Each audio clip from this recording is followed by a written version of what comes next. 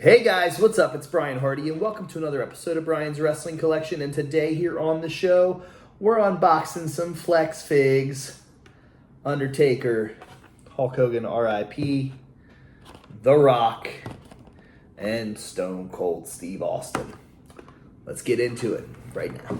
Alright, so basically, these figures are pretty awesome, as you can see on the back. It's got the photograph, old school Hogan photo, The Rock, Stone Cold, and we're getting ready to unbox The Undertaker. Yeah, these things are pretty awesome. I found them inside of Rose's. I knew Rose's had wrestling figures for sale, but they were always kind of like some off-brand style figure. I have a couple different ones in my room over there that I could show you on a future episode. Maybe I'll do it at the end of this episode, who knows. But they were always like some off-brand style figures that they had at Rose's. I've occasionally run into like a Honky Tonk Man Superstars figure, Bray Wyatt Superstars figure, that kind of stuff. But obviously they've had these bendies out for a while. Flex Figs, as they say. I still call them bendies. But they had like Seth Rollins, John Cena, Rey Mysterio, and Roman Reigns. So I was able to get my hands on all of those. They're everywhere. They're at Dollar Generals. They're all over the place. But these, being at Rose's, I snagged these up because I saw them the other day. And with the unfortunate passing of the Hulkster, I ended up getting two of these. I got one to keep in the package and one to take out. And, you know, that was probably the coolest find of the day, was the Hogan figure for sure. They do make a 6-pack of these online where it's all 4 of these figures plus Charlotte Flair and Bruno Sammartino, which I'm going to have to buy that anyway to basically just have the Bruno figure and the Charlotte figure because, number one, I'm a completist. Number two, I really wanted that Bruno figure as soon as I saw it, and I love all the Bruno Sammartino figures. The Rock. Do you smell what The Rock is cooking? I was notorious for giving the people's eyebrow all the time. I have photographs, honestly, of me giving the people's eyebrow before The Rock was even around, and that's not a joke. My mom used to always laugh about that all the time because in all my photos, I'm constantly doing the people's eyebrow. So there he's doing the people's eyebrow right there. And that's a cool fig. I really would have. I wish. I know they're like as basic can be. I was like, in a perfect world, I wish the Brahma Bull would have been on the back of his trunks, but it is on his arm, so that's pretty cool. Later on, as we all know, he did end up getting that covered up, but that was a cool tap. Very marketable. Last but not least, Stone Cold Steve Austin. Give me a hell yeah, boy. What? Pretty awesome. A lot of things that people pay attention to right away is the knee braces, to see if he's got the knee brace on there. These are actually cool figures. I don't think that the face looks anything like Steve Austin, but that's okay. The Rock totally looks like The Rock, in my opinion. The Hulk Hogan definitely looks like the Hulkster. I mean, they've had enough time to perfect that over the years. And the Undertaker doesn't necessarily look really like the Undertaker. That kind of more so just looks like the guy that was standing outside at like 3 a.m. at Chick-fil-A the other night, wandering around. Anyway, so yeah, that's kind of crazy. But those are the bendies. Real fast, weak plug. Anybody that wants to buy the new USW, there's a ton of posters, but you want to buy a new Brian Hardy USW poster, I have signed a bunch of these bad boys. They're $20. Get them on the USW page. We just announced 2 new shows. Saturday, September the 20th in Milton, Delaware at Brimminghorn Meadery. And then the next day, Sunday, September the 21st at the Seaford location, Seaford, Delaware location of the Brimminghorn Meadery. So we're excited about that. Got some other stuff, though, that we're about to unbox here today. When I tell you I have so much stuff, I have so many episodes to do, and I realized that I hadn't posted in about a month. I'm like, realistically, I need to post. I was like, I just haven't had the time. I've been doing so very much, running a lot of the USW stuff, and, since moving here, just trying to adjust to life here, which has been very, very peaceful. And then the biggest thing is we have 2 that are going away to college this week. So I will have hopefully a little bit more time on my hands to do some more videos every now and again. But like I said, my wife was like, you have got to start filming some more videos. You have so much stuff just stockpiled in the bedroom from, months ago, stuff that you purchased months ago at the store that you wanted to do episodes on that you haven't done anything on. So these have been, I found these like a couple weeks ago. These are probably like sitting in my room for like 3 weeks by all my, figures and stuff like that. I think I have figs in almost every room in the house. I really do need to like designate a room to all of that again. I know I did it a number of years ago, but got figs everywhere, man. I got Detox in the living room. I got, stuff in the bedroom. I got all that kind of stuff in the garage, all that. So anyway, the Monday Night Wars figures, these were pretty cool. I actually came across these the other day. So in the series, you have Undertaker, Brian Pillman, the Shark, aka Earthquake when he was in WCW, and Eric Bischoff. And the Build-A-Figure on this was Michael Cole, and this is just really cool. I was a big fan of wanting to get the Brian Pillman, for sure. I mean, I like Eric Bischoff, I like Taker and Quake, but I really, really, really, really wanted to do the Build a Michael Cole figure. I just thought it was cool. So without any further ado, let's get started on this. All right, up first, Eric Bischoff. Like I said, this is the Build-A-Figure Raw, August 30th, 1999, Michael Cole, where he's wearing the red button-up with, at the time, it would have been the WWF logo, but the WWE logo on this figure.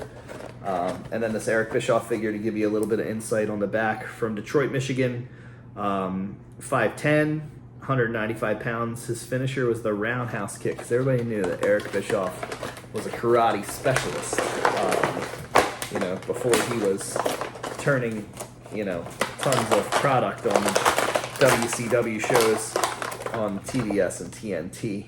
Eric Bischoff returned to WCW and joined forces with the New Blood as they stripped all WCW champions of their titles and cleared the path for a new era. And his career highlight is WWE Hall of Famer. This figure was from Nitro, April 10th, 2000. Where were you April the 10th, 2000? Because I can tell you where I was. I was probably watching pro wrestling and playing with my figures in my bedroom because I was 10 years old. So there's a couple Eric Bischoff heads. Well, I mean, there's one on the figure, and there's an extra one. One thing that I saw that I really liked about this figure was the WCW microphone, and it was the WCW logo from that time frame, so that was pretty awesome. Obviously, as you can see, there's a Bischoff smiling, and there's a Bischoff being straight-faced. I might actually put the Bischoff smiling on this figure. I don't know. We'll figure it out.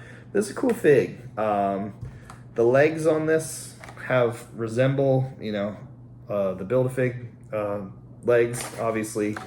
I don't know why, but there's been a lot of figures recently that I've looked at that I've been like, those are like they're using like the Build-A-Fig like style stuff again. So speaking of Build-A-Fig legs, these are the legs for the Michael Cole figure. Now me, sometimes I would try to do like maybe like one figure an episode or something to draw it out, try to get the views and this and that and whatever else and stuff. Now I just literally hold on to like the entire series until I get the entire series, so that way I can build the figure all at once. I've done that with a Doc Hendricks in the past. I've done that with a Mr. Perfect in the past, that kind of stuff. So I think the only one that I've ever purchased that I haven't been able to build all the way was a Jimmy Hart figure at the time, where he was wearing like the pink blazer and stuff like that. This one is probably my favorite one out of this entire line, besides the build of Michael Cole. Brian Pillman, Raw, May 5th, 1997. As a member of the Hart Foundation, the Loose Cannon helped soften up Stone Cold Steve Austin for the faction's leader, Bret the Hitman Hart. Career highlights: WCW Tag Team Champion, WCW Light Heavyweight Champion. This was cool, and it caught my eye right away. I mean, we've all seen pictures on the internet from a few of our favorite figure sites and stuff like that were kind of showing you what was going to be coming out. And when I saw that this had the Hart Foundation shirt on and the vest that he rocked, He's in jeans and the crutch. I was like, this is going to be a really cool figure. So, Brian Pillman, completely, in my opinion, underrated. Not enough people give him his flowers, you know, and yes, he's been passed away for a number of years, but not enough people really talk about Pillman enough as much as they should. Just great for his time. Obviously, a lot of people liked what he did in WCW as Flying Brian. Some people know him as being partners with Steve Austin. I really like this singles career a bit more, you know, than the Hollywood Blonde stuff. Not that I did dislike the Hollywood Blonde stuff or anything like that, but I just really liked when he was wearing the zebra print trunks and all that kind of stuff. So, but when people think of this Brian Pillman, instantly the way he's dressed, I'm sure their brains go to ECW right away. But then, you know, the fact that he's wearing this Hart Foundation stuff takes you right back to the summer of 1997, and you know, the Hart Foundation just taking over. It was a great time, in my opinion, for WWF, for wrestling. And there is the loose cannon Brian Pillman. Really amazing vest, t-shirt. You know, he's got the Hart Foundation logo on his shirt, like I said, and the crutch is a nice little addition. So we have the Michael Cole arms inside of the Brian Pillman pack there. So up next, we're going to The Undertaker. All right, Taker. May 22nd, 2000, the McMahon-Helmsley faction found out true meaning of Judgment Day when the Phenom returned to Raw with a new look, a new entrance, and the same defiance of authority. Career highlights: WWE Champion, World Heavyweight Champion, World Tag Team Champion.